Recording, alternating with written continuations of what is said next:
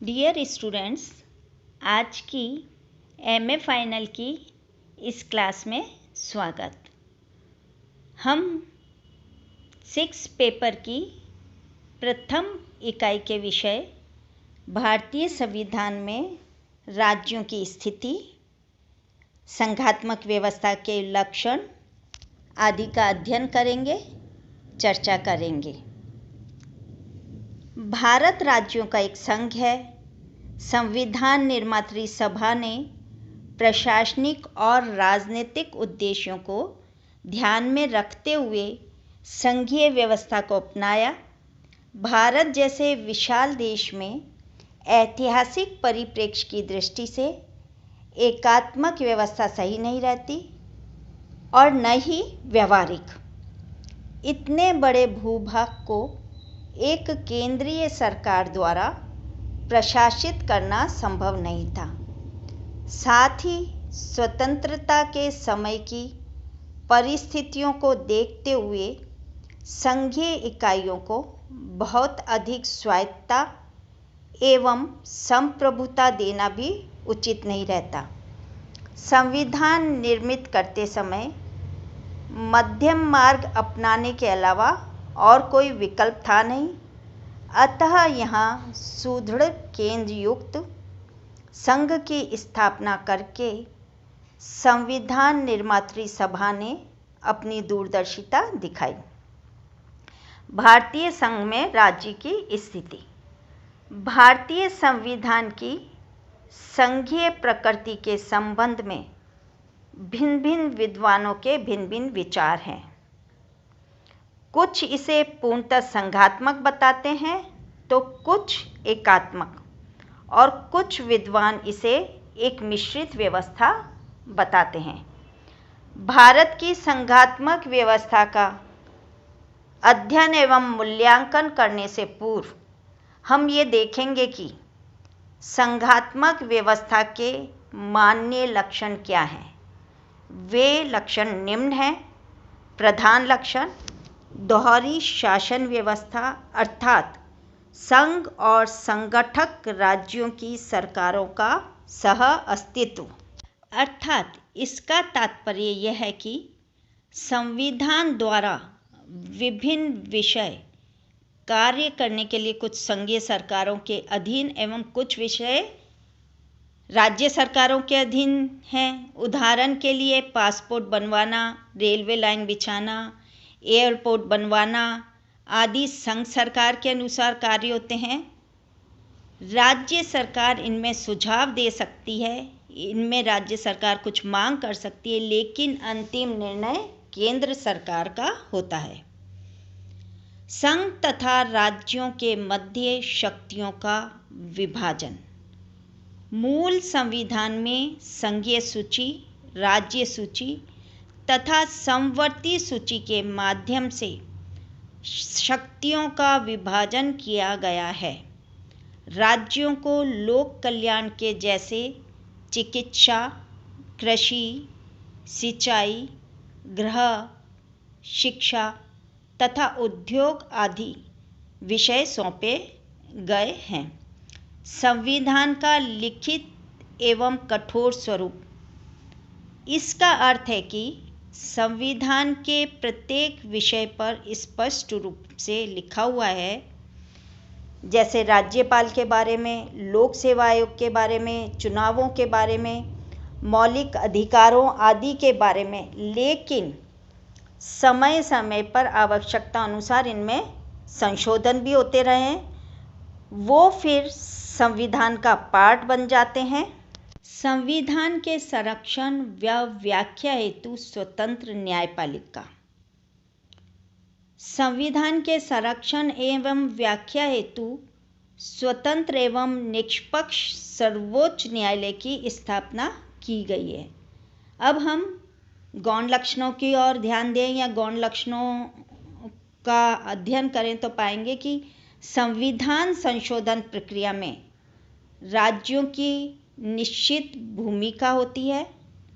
संघीय व्यवस्था में राज्यों का समान प्रतिनिधित्व एवं दोहरी नागरिकता दोहरी नागरिकता से तात्पर्य है कि संघात्मक व्यवस्था में भारतीय संविधान में ये व्यवस्था नहीं है कि आप भारत के भी नागरिक हैं व राज्य के नागरिक भी अलग से कहलाएंगे, ऐसा नहीं है। आप सिर्फ भारत के नागरिक कहलाते हैं। अतः भारतीय संविधान में दोहरी नागरिकता का प्रावधान नहीं है।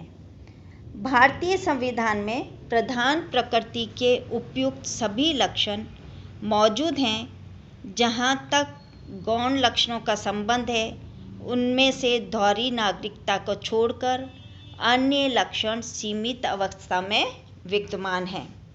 जैसे संविधान की संशोधन प्रक्रिया में राज्यों की भूमिका सीमित है और साथ ही साथ संघीय व्यवस्था में राज्यों का प्रतिनिधित्व समान नहीं होकर जनसंख्या के अनुपात में है।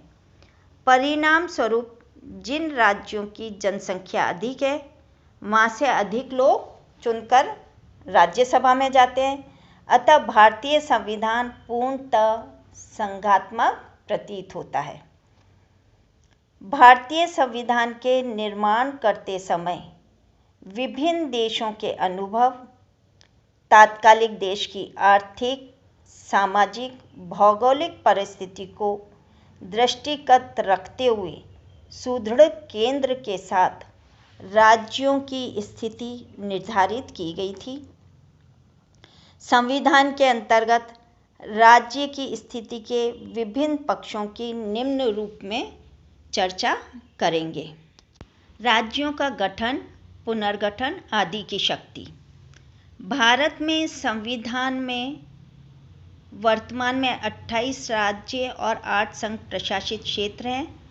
राज्यों के गठन, पुनर्गठन, राज्यों की सीमा में परिवर्तन आदि विषयों में संविधान के अनुच्छेद 2 और 3 द्वारा संसद को असीमित अधिकार प्रदान किए गए हैं। वे निम्न हैं।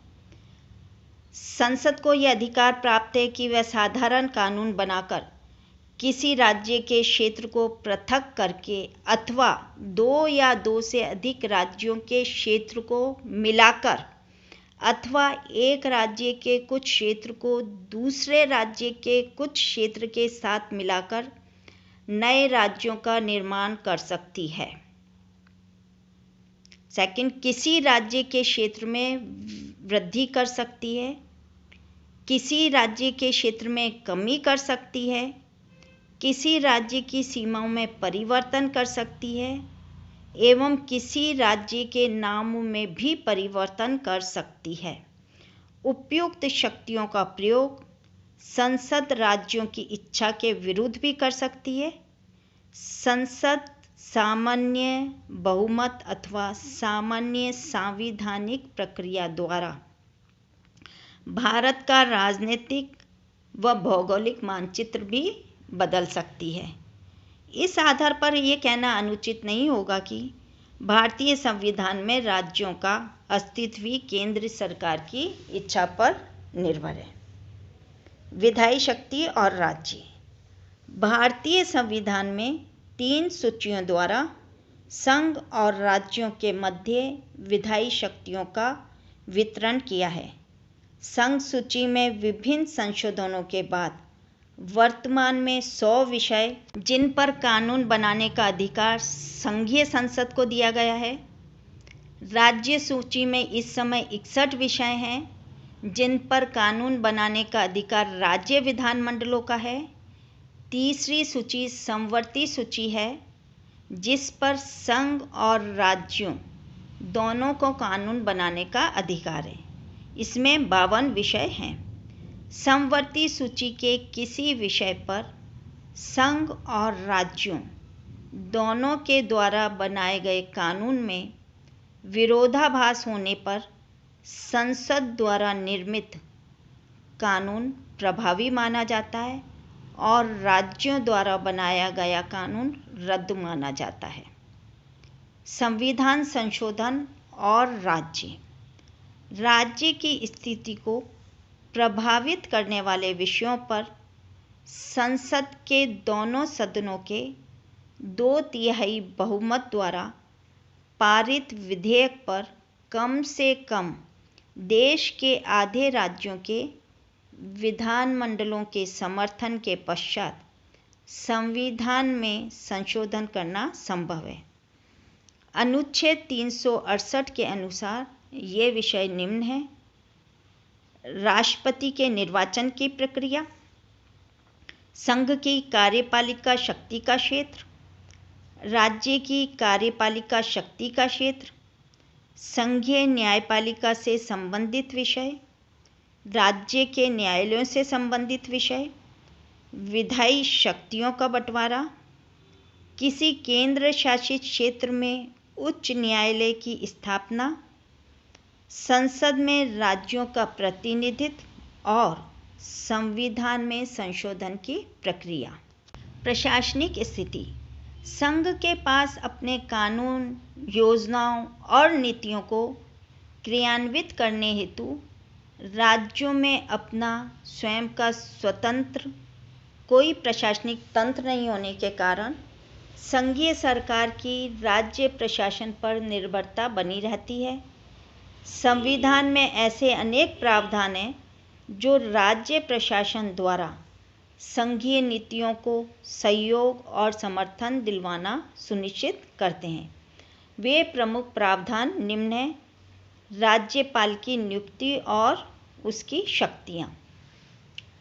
राष्ट्रपति द्वारा राज्यों में संघ के प्रतिनिधि के रूप में राज्यपालों की नियुक्ति की जाती है। राज्यपाल राष्ट्रपति के प्रसाद पर्यंत अपने पद पर बने रहते हैं। राज्यों में संसदीय व्यवस्था होने के परिणाम स्वरूप राज्य की कार्यपालिका शक्तियां राज्यपाल में निहित हैं। वह राज्य प्रशासन का प्रमुख होता है। राज्यपाल अपनी विधायी, कार्यपालिका, न्यायिक शक्तियों आदि के माध्यम से राज्य प्रशासन द्वारा संघीय सरकार को समुचित सहयोग व समर्थन दिलवाने की स्थिति में होता है। संघ द्वारा राज्यों को निर्देश: संघ द्वारा राज्य प्रशासन पर निर्भरता की स्थिति में समुचित सहयोग सुनिश्चित करने के उद्देश्य से संविधान में संघ द्वारा राज्यों को निर्देश देने का अधिकार दिया गया है। राज्य द्वारा सहयोग करने से इनकार करने पर या केंद्र के निर्देशों की पालना करने में असफल रहने पर वहाँ अनुच्छेद 356 के अधीन राष्ट्रपति शासन लागू किया जाकर संपूर्ण राज्य प्रशासन को केंद्र द्वारा अपने प्रत्यक्ष नियंत्रण में किया जा सकता है। कानून व व्यवस्था: राज्य में कानून व व्यवस्था बनाए रखने का विषय राज्य सूची में आता है। पुलिस बल संगठित करना और उस पर नियंत्रण रखना राज्य का दायित्व है। अनुच्छेद 355 संघ द्वारा प्रत्येक राज्य को आंतरिक उपद्रवों और बाह्य आक्रमण के विरुद्ध संरक्षण का दायित्व सौंपा जाता है। इनके अधीन संघ द्वारा राज्य में दखल की जा सकती है, चाहे राज्य की ऐसी इच्छा हो अथवा नहीं। अनेक मौक़ों पर संघ द्वारा राज्यों में केंद्रीय रिजर्व पुलिस भेज दी जाती है। ये राज्य सरकारों की इच्छा के विरुद्ध भी भेजी जा सकती है। लोक सेवाएं और राज्य: राज्यों में पृथक लोक सेवाओं का प्रावधान है। राज्य लोक सेवाओं में निष्पक्ष भर्ती आदि के लिए राज्य लोक सेवा आयोगों का गठन किया जाता है। इन आयोगों के अध्यक्ष और सदस्यों की नियुक्ति तो संबंधित राज्यों के राज्यपाल करते हैं, लेकिन उनकी पद मुक्ति का अधिकार राष्ट्रपति में निहित है। यहाँ तक कि राज्य प्रशासन के विभिन्न क्षेत्रों के महत्वपूर्ण पदों पर अखिल भारतीय सेवाओं के अधिकारी कार्यरत होते हैं, जिनके लगभग सभी कार्मिक विषयों पर संघ सरकार का नियंत्रण है। उन पर अनुशासनात्मक कार्यवाही भी राज्य सरकार बिना संघीय सरकार की अनुमति और सहयोग के नहीं कर सकती है। अंतर्राज्यीय मामले और राज्यों के मध्य नदी जल विवादों को दूर करने के लिए संसद द्वारा अनुच्छेद 262 के अधीन कानून बनाया जा सकता है। राज्यों के मध्य पारस्परिक सहयोग और समन्वय के उद्देश्य से संघ द्वारा अंतर्राज्यीय परिषदों का गठन किया जा सकता है। न्याय प्रशासन और राज्य। भारत में एकीकृत न्यायिक व्यवस्था के कारण राज्य में न्याय प्रशासन पर सर्वोच्च न्यायालय की सर्वोच्चता को स्वीकारा गया है। उच्च न्यायालयों, जो कि राज्य में शिखर के न्यायाधिकरण हैं, के न्यायाधीशों की नियुक्ति, स्थानांतरण एवं पद मुक्ति का अधिकार राष्ट्रपति को दिया गया है। वित्तीय प्रशासन और राज्य। संघ और राज्यों के कराधान की शक्ति का संविधान के द्वारा विभाजन किया गया है। संविधान के विभिन्न प्रावधानों के अध्ययन से ज्ञात होता है कि राज्यों की स्वयं की आय के स्रोत बहुत ही सीमित हैं। वित्तीय साधनों पर संघ के विस्तृत अधिकार हैं। वित्तीय प्रशासन के क्षेत्र में राज्य न तो आत्मनिर्भर है और न ही उन्हें स्वायत्तता प्राप्त है। संविधानेतर तत्व और राज्य प्रशासन। संविधान के प्रावधानों ने राज्यों को जहां केंद्र पर निर्भर बनाया है, वहीं निम्नलिखित संविधानेतर तत्वों ने भी केंद्र की शक्तियों में वृद्धि की है। आर्थिक नियोजन और राजनीतिक दल व्यवस्था के द्वारा। अतः हम कह सकते हैं कि भारत में संघात्मक प्रशासन व्यवस्था है। जो संघ सूची में विषय हैं, उनके माध्यम से केंद्र सरकार राज्यों के विकास को प्रभावित करती है, जिसके द्वारा कई बार पक्षपात भी देखा जाता है, जैसे कि रेलवे की परियोजनाएं, एयरपोर्ट की परियोजनाएं, किसी भी परियोजनाओं को राष्ट्रीय परियोजनाओं का दर्जा देना, राष्ट्रीय राजमार्ग की परियोजनाओं आदि के माध्यम से केंद्र सरकार राज्यों के विकास को प्रभावित करती है। और कई बार किसी राज्य में चुनावों के नज़दीक उस राज्य में इस प्रकार की परियोजनाओं की घोषणा करती है, जो कि चुनावों को भी प्रभावित करने का प्रयास होता है। दूसरा, हम देखते हैं कि कई बार संघ सरकार या तो केंद्र की सरकार केंद्रीय एजेंसियों जैसे कि आयकर विभाग, CBI, इन्फोर्समेंट डायरेक्टरेट आदि के माध्यम से राज्यों में विपक्ष की सरकारों पर नियंत्रण रखने का प्रयास करते हैं। इस प्रकार हम कह सकते हैं कि इस संघात्मक शासन व्यवस्था में निरंतर सुधारों की आवश्यकता रहती है। Thank you.